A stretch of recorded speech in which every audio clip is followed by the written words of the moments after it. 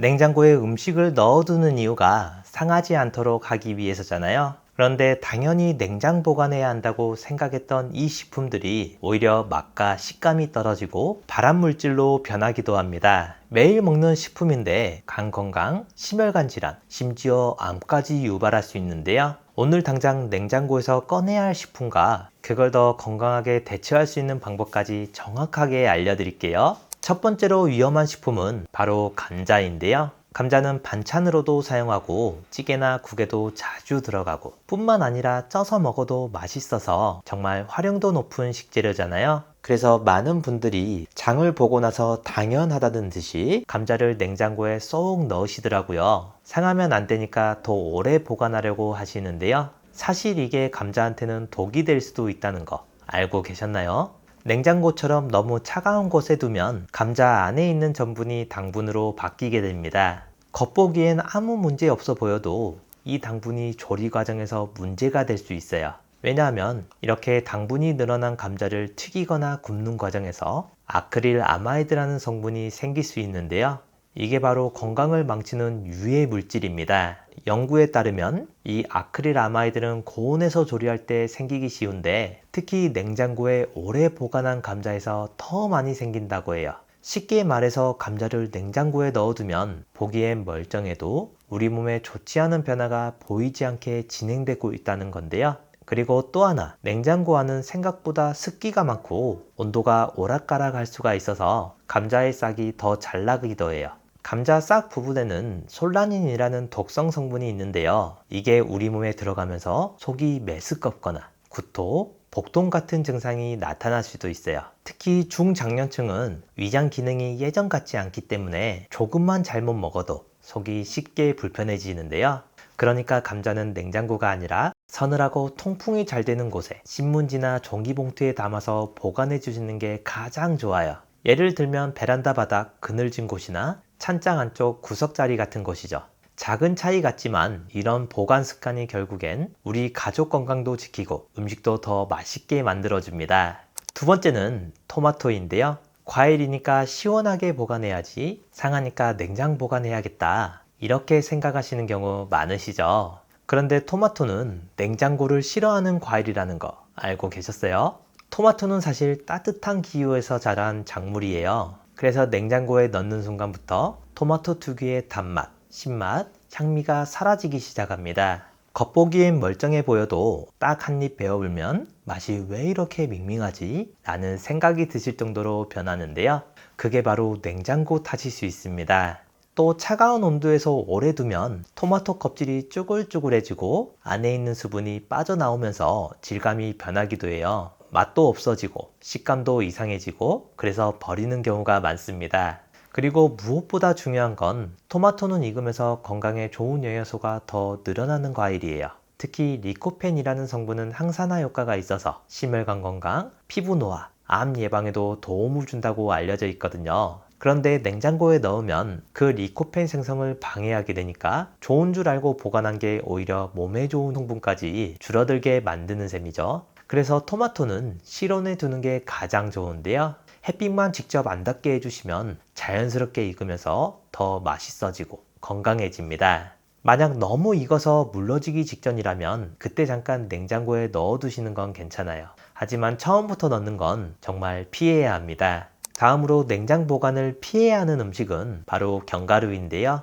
호두, 아몬드, 캐슈넛, 땅콩 같은 견과류를 몸에 좋다는 말에 한 번에 많이 구입해서 냉장고에 보관하시는 분들 많으시죠? 그런데 이렇게 하시면 맛도 변하고 영양도 뚝 떨어집니다. 견과류에는 기름기, 즉 지방이 많잖아요. 특히 좋은 불포화 지방산이 많이 들어있는데 이게 냉장고처럼 습기와 온도 변화가 있는 곳에 오래 있으면 산패 현상이 생깁니다. 먹어보면 묘하게 비릿하거나 텁텁한 맛이 느껴지고요.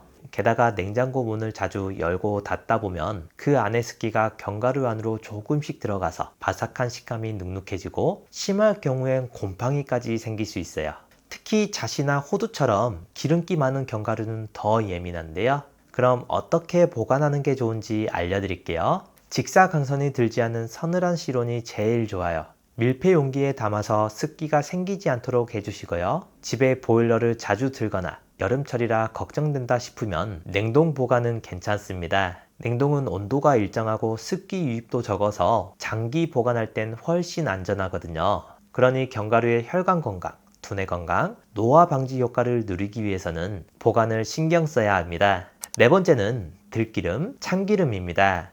이런 기름들은 요리할 때 자주 쓰잖아요. 비빔밥을 드실 때도 넣으시고 나물을 무칠 때도 들어가고요. 그래서 많은 분들이 큰 병으로 사다 놓으시고 상하지 말라고 냉장고에 넣어 드시는 경우가 참 많으신데요. 그런데 이게 오히려 기름한테는 안 좋은 환경이라는 거 알고 계셨나요? 들기름과 참기름은 기름 중에서도 향이 강하고 아주 섬세한 기름인데요. 온도나 습기 변화에 굉장히 민감하다는 뜻입니다. 냉장고 안은 온도가 낮고 문을 열었다 닫았다 하면서 습기와 공기에 계속 노출되잖아요. 그런 환경에 기름을 오래 두면 기름이 굳거나 맛이 탁해지고 특유의 고소한 향이 사라지는 현상이 생겨요. 특히 들기름은 더 예민해서 냉장고에 넣어두면 하얗게 굳으면서 기름이 끈적해지고요. 향도 줄어들고 심하면 쩐내처럼 이상한 냄새가 나기 시작합니다. 기름이 상한 건 아닌데 먹고 싶은 기분이 안 드는 상태가 되는 거죠. 또 한 가지 중요한 건 참기름과 들기름은 보통 불포화 지방산이 풍부해서 몸에 좋다고 하잖아요.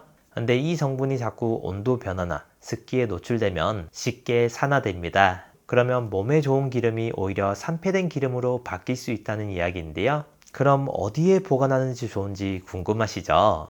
햇빛이 안 드는 서늘한 실온, 예를 들면 찬장 안쪽 깊은 곳이나 가스레인지에서 좀 떨어진 싱크대 옆, 서랍 같은 곳이 제일 좋아요.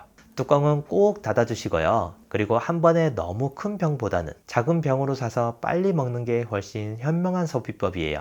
사실 이건 참기름, 들기름뿐만 아니라 우리가 먹는 기름 대부분에 해당되는 이야기인데요. 조금만 알고 보관 방법을 바꾸면 기름 맛도 훨씬 오래 유지되고 영양도 온전히 챙길 수 있고 음식도 훨씬 맛있어지는 거죠. 그리고 가능하면 3, 4개월 안에 드시는 걸 추천드립니다.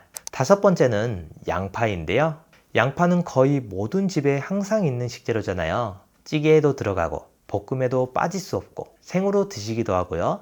그래서 양파를 구입 후 채소칸에 넣어 두시는 분들 정말 많으신데요. 그런데 냉장고에 넣어 두시면 껍질이 눅눅해지고 안에서부터 곰팡이가 생기거나 물러지기 쉬워집니다. 특히 양파가 잘 썩는 이유 중 하나는 수분을 너무 쉽게 흡수하는 성질 때문이에요.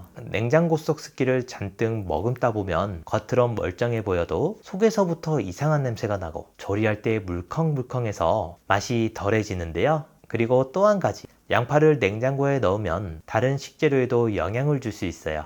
양파는 강한 양을 품고 있기 때문에 냄새가 다른 재료에 스며들 수도 있고 반대로 양파도 다른 재료의 습기나 냄새를 흡수하면서 더 빨리 상할 수 있는 거죠. 그러면 어떻게 보관해야 돼요? 라고 생각하실 텐데요. 양파 또한 서늘하고 통풍이 잘 되는 실온, 예를 들면 베란다 구석이나 부엌 찬장 바닥 같은 곳에 양파망에 담아서 걸어두는 걸 추천드립니다. 절대 비닐봉지에 꽉 막아 넣지 마시고요. 바람이 잘 통하게 해주는 게 중요해요. 요리하다 보면 반만 쓴 양파도 있으시잖아요. 그건 랩으로 잘 싸서 냉장 보관하셔도 괜찮습니다. 다만 오래 두면 냄새도 나고 세균도 금방 번식할 수도 있으니 하루 이틀 안에 꼭 다 쓰시는 게 좋습니다. 그럼 반대로 냉장고에 보관해야 건강을 지키는 음식들도 있는데요. 첫 번째는 밥, 찜, 국 같은 조리된 음식입니다. 많은 분들이 밥솥에 밥을 그대로 두고 국은 가스레인지 위에 올려둔 채로 며칠 먹는 경우 꽤 많잖아요. 그런데 안타깝게도 익힌 음식도 상합니다. 심지어 익힌 음식이 더 빨리 상하기도 하는데요. 조리된 음식은 단백질, 수분, 탄수화물이 골고루 들어있어서 세균이 정말 좋아하는 환경입니다. 게다가 익히면서 원래 식재료에 있던 자연 방어막이 사라지기 때문에 시간이 지나면 세균이 훨씬 빠르게 자라요. 특히 여름철이나 환기가 잘 안 되는 계절엔 하루만 실온에둬도 국에서 신내가 나고 밥은 끈적해지고 찜은 겉으론 멀쩡해 보여도 안에서 부패가 시작됩니다. 그래서 한번 먹고 남은 음식은 꼭 식힌 다음에 냉장 보관하는 게 중요한데요. 다만 2, 3일 이내에 다 드시고 그 이상은 가급적 피하는 게 좋아요. 먹기 전에 반드시 충분히 데워서 드시고요. 전자레인지로 돌리실 땐 속까지 뜨겁게 되도록 꼭 확인해 주세요. 두 번째는 달걀인데요. 달걀은 마트에서 사올 때 보면 그냥 실온에 쌓이는 경우 많잖아요. 그러다 보니까 실온에 보관해도 되는 거 아니야? 하시는 분들 있으신데요. 그런데 꼭 냉장 보관하셔야 됩니다. 왜냐하면 계란 껍질에는 보이지 않는 세균, 살모넬라균이 있어요. 이게 한번 증식하면 식중독을 일으키는데요. 그런데 이 세균은 온도가 낮을수록 활동을 멈추고 온도가 높을수록 빨리 자랍니다. 그래서 실온에 그냥 놔두면 특히 여름엔 하루 이틀 만에 균이 번식해서 계란을 익혀 먹어도 위험해질 수 있어요. 냉장고에 보관하면 세균의 성장을 차단해주는 효과가 있는 거죠.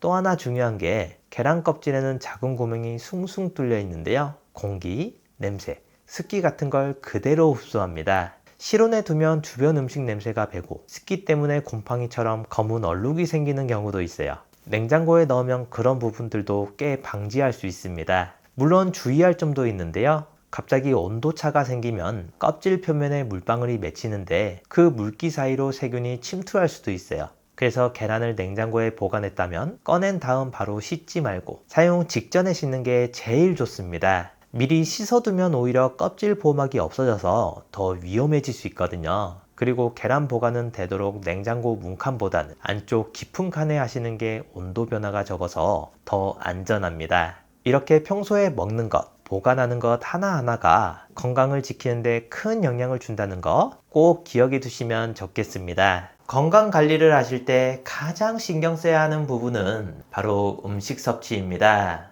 65세 이상 2명 중 1명은 당뇨 때문에 평생을 혈당 관리를 해야 하는데요. 혈압이 높은 편이거나 당뇨 예방을 원하신다면 흑염소를 드시면 좋습니다. 흑염소는 저지방, 저콜레스테롤, 저칼로리, 그리고 고단백, 고칼슘, 고철분, 고비타민을 가지고 있습니다. 특히 비타민 A가 풍부해서 침침한 눈 건강에 도움이 되고요. 무기질 성분도 많아 골다공증 예방과 빈혈에 좋습니다. 특히 주목할 점은 흑염소에 들어있는 아라키돈산 성분인데요. 고혈압 환자나 갱년기 여성에게 좋고 특히 뇌기능과 당뇨 예방을 돕습니다. 인슐린 분비를 낮춰서 혈당 관리에 도움이 되는 필수 지방산인데요. 이 불포화 지방산은 체내에서 스스로 생성되지 않기 때문에 반드시 음식으로 보충해야 합니다. 소고기 0.7%, 돼지고기 1.3%에 비해서 흑염소 고기에는 3.1%나 들어있는데요.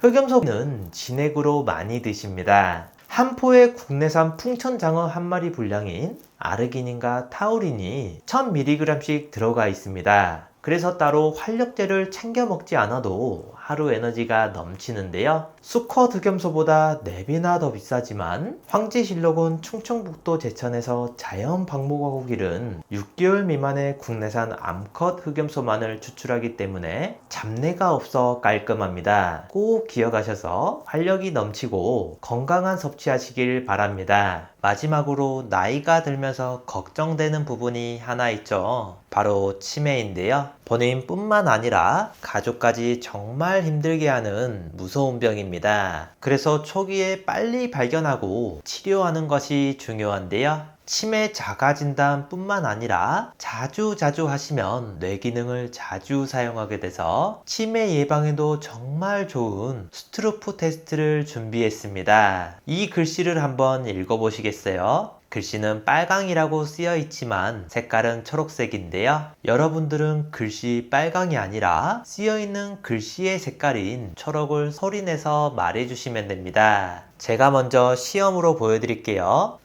빨강, 파랑, 노랑, 보라, 초록. 이번에 직접 해보실 차례인데요. 30초 동안 몇 개를 말할 수 있는지 한번 세어보세요. 자, 시작합니다.